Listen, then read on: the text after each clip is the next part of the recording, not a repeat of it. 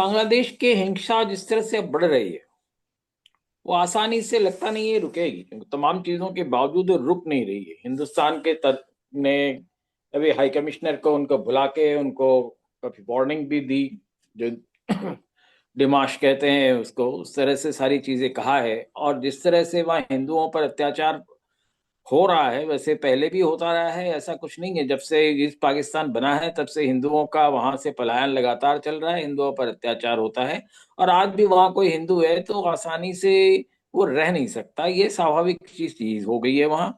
और ये एक चीज और भी हमें और भी सोचने की बात है। बार बार हम बात करते हैं कि हसीना के हटाने के बाद से जो चीजें हो रही हैं, उसकी जो जो परेशानियां हो रही हैं और हम झेल रहे हैं उसके, ऐसा नहीं है कि उससे पहले भी हसीना के वक्त में भी हिंदुओं पर बिल्कुल कुछ होता नहीं था। उस वक्त भी हिंदुओं पे होता था, पर इतना ज्यादा नहीं होता था। कुछ कुछ छिटपुट घटनाएं होती रहती थी, मंदिरें तब भी टूटती थी, पूजा वगैरह का, दुर्गा पूजा वगैरह के होते थे तो वहां पे होते रहते थे, तमाम चीजें होती रहती थी, ऐसी बात नहीं है। पर हाँ, आज के हिसाब से आप कह सकते कम होता था।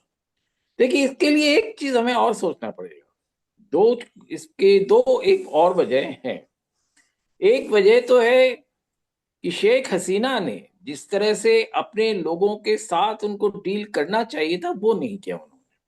शेख हसीना भी कहीं ना कहीं किसी ना किसी तरह से वो एक आप कह सकते हैं थोड़ी ऑथोरिटेरियन तरीके से काम कर रही थी। और जिसका जो यहाँ से मुझे नहीं पता, हिंदुस्तान से उनको उस बारे में कुछ कहा गया कि नहीं किया गया। सामान्य रूप से वैसे नहीं कहा जाता, ऑफिशियली तो कभी कहा ही नहीं जाता ऐसी बातों पे। पर जो चीजें वो कर रही थी, अगर आप 2023 का जब वक्त था, अक्टूबर सितंबर अक्टूबर का वक्त था, बार बार ऑपोजिशन डिमांड यही कर रहा था कि वहां पे जो है, जो पहले परंपरा एक रही है, इससे इस इलेक्शन से पहले की जो परंपरा रही है कि वो राष्ट्रपति के अधीन एक केयरटेकर गवर्नमेंट के तहत वो इलेक्शंस कराए जाते थे। शेख हसीना से उसको मना कर दिया, क्योंकि शेख हसीना को ये लग रहा था कि वो शायद इलेक्शन जो है वो जीत नहीं सकती हैं, इसलिए उन्होंने उस बात को नहीं माना। और वो जो पहले की जो व्यवस्था थी, उसके हिसाब से दो चुनाव बीएनपी ने जीता था, दो चुनाव अवामी लीग ने जीता था। पर इस बार जो है, शेख हसीना ने जब इसको मना किया तो देश में काफी वहां पे रोष हुआ। और उसके बाद विरोध भी हुआ, कई तरह की बातें हुई। अपोजिशन ने बार बार कहा कि ये जिस तरह से जो चुनाव होता है वो उनको मान्य नहीं है, और उन्होंने उसको बॉयकॉट किया। और जो परसेंटेज ऑफ पोलिंग थी वो भी अगर आप देखें तो बहुत कम रहा है, लोगों ने भी उस चीज को एक्सेप्ट नहीं किया। कुल 28% की पोलिंग भी थी। तो इन सारी चीजों में जब चुनाव इस तरह से हुए तो लोगों में रोष व्याप्त रहा। और उसके साथ साथ अवामी लीग ने या उसकी सरकार ने जिस तरह से लोगों को कई जगह दमन करे, तो उसका भी रिएक्शंस होते रहे। और उसके बाद जो 5 अगस्त को जो घटनाएं घटी, वो निश्चय ही बहुत ही दुखद थी।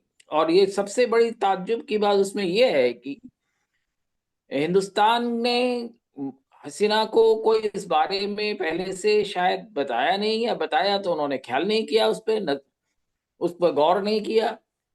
तो उसके बाद जिस तरह से उनको 1 घंटे के अंदर ढाका छोड़ के वहां आना पड़ा, वो हिंदुस्तान की अगर मदद नहीं होती तो वो नहीं कर सकते थे। ये भी एक फैक्ट है। पर ये जो सारी चीजें शेख हसीना ने की, उसके वजह से भी वहां माहौल बिगड़ता गया। जी, ठीक, आपका कहना सही है कि शासन व्यवस्था जो मोहम्मद यूनुस की है, वो सही ढंग से काम नहीं कर पा रही है। इसमें एक चीज और भी है, मोहम्मद यूनुस को जो है सभी जो वर्ग हैं, वहां के सारे लोग हैं, उनका समर्थन भी नहीं प्राप्त है। वो बड़ जो है लोगों के साथ संवाद कर नहीं पाते। मोहम्मद यूनुस वैसे भी जो है बहुत जनप्रिय रहे नहीं है, लोकप्रिय वो नहीं थे। और वो जिस तरह से इस घटना के दौरान वो आए और उन्होंने सत्ता को संभाला, उसके ऊपर भी कई तरह के प्रश्न चिन्ह पहले से लगे हुए थे। और उसके बाद वो जब से आए हैं, वो एक सांप्रदायिक ताकतों के साथ रहे हैं, रजाकारों के साथ रहे हैं, ऐसे ताकतों के साथ रहे हैं जो कि प्रो पाकिस्तान है। और ये इन सारी चीजों के साथ साथ जो है वहाँ की जो सामान्य जो कानून व्यवस्थाएं हैं, वो बिगड़ती रही। और वो जिस तरह से वो बिगड़ती रही, जो मोहम्मद यूनुस का ऐसा लगता है कि उनकी जो सरकार है या तंत्र है उस पर भी ज्यादा कुछ बहुत कुछ उनका कंट्रोल है नहीं।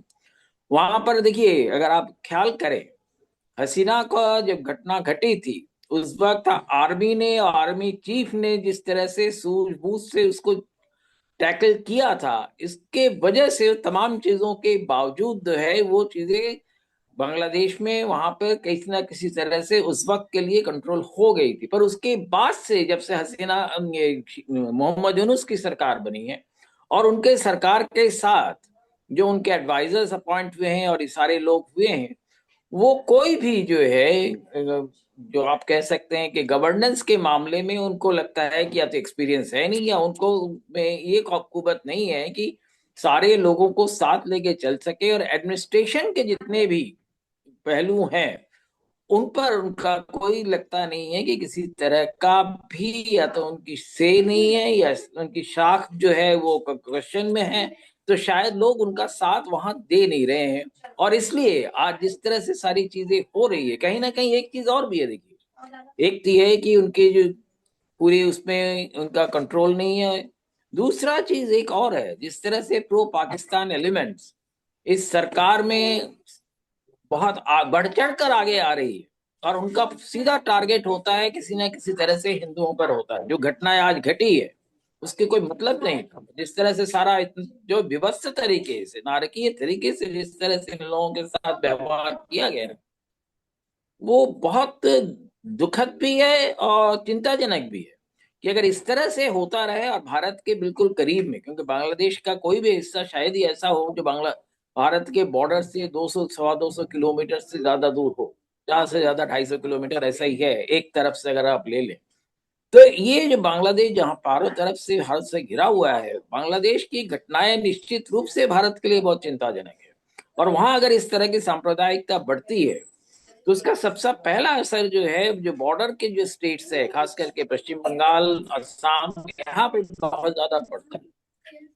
क्योंकि वहां से इन्फिल्ट्रेशन, बांग्लादेश का बॉर्डर जैसा भी है कि वो पोरस ही है। जो पूरे पूरे कहते हैं कि उसमें फेंसिंग कर दीजिए, वो कर दीजिए, पर वहां पे इतनी तरह की नदियां हैं, नहरें हैं, इतनी सारी चीजें हैं कि कंप्लीट जो फेंसिंग है वो कभी हो नहीं सकता, और ना कंप्लीटली कभी किसी को कोई रोक सकता है।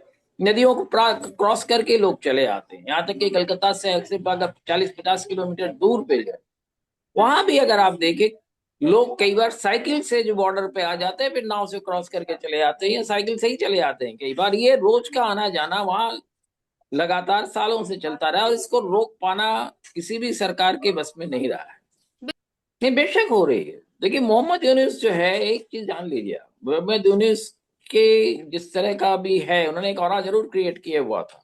पर उसके बाद जो है ग्रामीण बैंक को लेके सालों पहले उनके खिलाफ मुकदमे चले थे, और उन्होंने उसमें भी कई तरह की गड़बड़ियां की थी। तो मोहम्मद यूनुस के मुझे लगता है कि 12 फीसद पर्सनालिटी है वो। बाहर से दिखता है कि बड़े इंटेलेक्चुअल हैं और बड़े अच्छे काम कर रहे हैं, किंतु बाकी जिस तरह के उनके रिपोर्ट्स आए हैं, वो बांग्लादेश के किसी भी सरकार के साथ उनके ताल्लुकात बहुत अच्छे नहीं रहे हैं। ये जरूर है कि अवामी लीग के साथ तो बिल्कुल ही नहीं रहे हैं, बीएनपी के साथ भी जो है उनके जो रिलेशंस रहे वो सो रहे हैं। और इस वक्त बीएनपी जो है, अगर आप देखें, क्योंकि एक तो शेख बेगम जिया वो खुद इतनी बीमार है और उनको शायद वो लंदन ले जा रहे हैं और इस तरह की चीजें हैं, तो बीएनपी जो है इस वक्त बहुत ज्यादा एक्टिव नहीं है। और 12 फरवरी का जो चुनाव हो रहा है, उन्होंने जो कहा है, उसके लिए अब जो तैयारियां हो रही है उसमें खास करके जो है कोशिश सबकी यही है, वहां के जितने भी लोग सरकार में हैं, कि अवामी लीग तो किसी तरह से पावर में आए ही नहीं, और बीएनपी जो है वो भी ना आ पाए, और मोहम्मद यूनुस की सत्ता जो है किसी ना किसी तरह से चलती रहे ये। और इसमें खास करके अगर आप देखें जिस तरह की चीजें है, कई कहा गया है जब घटनाएं घटी, तो और शेख हसीना ने खुद भी कहा है कि कुछ पश्चिमी ताकतें जो हैं वो इन सारी चीजों को उकसाने पे लगी हुई हैं, और उनकी कोशिश ये है कि बांग्लादेश में जो है एक ऐसा वातावरण रहे कि जो बहुत स्टेबल ना रहे, और उसमें वो सारी चीजें करने की कोशिश में, क्योंकि उनका टारगेट सिर्फ बांग्लादेश नहीं, उनका टारगेट हिंदुस्तान है। और उसके लिए जितनी तरह की चीजें बांग्लादेश में हो रही है, बांग्लादेश के जो अंदरूनी हालात है, वो भी जिस तरह से जिनके कब्जे में है इस वक्त सरकार, उनके हाथ से निकलता जा रहा है, ये निश्चित रूप से ही बहुत ही दुखद है, और बहुत ही मैं समझता हूँ कि एक ऐसा कंसर्न है जिसका किसी भी तरह से टैकल कर पाना मुश्किल है। और एक चीज इसके साथ साथ हम और भी देख रहे हैं कि जितने भी पाकिस्तान के से जुड़े ताकतें हैं, चाहे जमात हो, जमात इस्लाम हो, या रजाकार के ग्रुप्स हो, ये सारे जो हैं वहां बहुत ज्यादा उग्र रूप से समाज के अंदर भी बिहेव कर रहे हैं। वहां पे जिस तरह की चीजें इस वक्त हो रही है, वहां पे कोई भी जो सामान्य न्यूट्रल लोग हैं उनके लिए वहां रहना मुश्किल हो रहा है। ये सिर्फ ऐसा नहीं है कि सिर्फ हिंदुओं के लिए ही हो रहा है, वहां पे किसी भी कोई भी ऐसा आदमी जो सरकार के साथ नहीं है, सरकार की जो गड़बड़ियां कर रहे हैं उसके साथ नहीं है, उनके साथ उनका जीना काफी मुश्किल हो रहा है। और बांग्लादेश में मैं समझता हूँ कि कई बाकी सारी चीजों के साथ साथ जो प्रथम आलो और डेली स्टार, वो एक ही ग्रुप है अखबार का, उसमें जिस तरह से कल अटैक किया गया, क्योंकि ये माना जाता है कहीं ना कहीं, एक फीलिंग है कि प्रथम आलो और डेली स्टार जो है अवामी लीग के साथ रहा है, कहीं एक इस तरह का फीलिंग है। पर वैसे अगर देखें तो प्रथम आलो और डेली स्टार जो है बहुत पॉपुलर डेलीज रहे हैं, और उनकी जो रिपोर्ट्स और कवरेजेस हैं उस पे काफी इंटरनेशनली भी लोग उसको देखते रहे थे। जब घटना की घटनाएं घटी तब भी प्रथम आलो और डेली स्टार को ही लोग देखा करते थे। तो इन सारी चीजों की वजह से मतलब अगर किसी अखबार को भी, देखिए अखबार में नॉर्मली डेली स्टार और प्रथम आलो जो है नॉर्मली ऑब्जेक्टिव खबरों के लिए जाना जाता है। हो सकता है थोड़ा बहुत टिल्ट कहीं ना कहीं, सारे अखबारों को कोई ऐसा तो नहीं होता कि बिल्कुल टिल्ट नहीं होता है, पर जिस तरह से इस वक्त ये सारी चीजें हो रही, वहां पे कोशिश ये भी है कि जो कुछ भी इस सरकार में गड़बड़ियां हो रही है उसके बारे में कोई कोई बात ना करे, जो लिंचिंग हो रही है उसके बारे में कोई खबर ना छापे, इस तरह की चीजें। और ये काफी वहां के जो अंदरूनी हालात है, जितना हमें मालूम पड़ रहा है उससे कहीं ज्यादा गंभीर है। और उसको कैसे, मुझे नहीं मालूम, क्योंकि हिंदुस्तान के भी काफी लोग वहां एक वक्त थे, वहां जो इन सारी चीजों पे नजर रखते थे।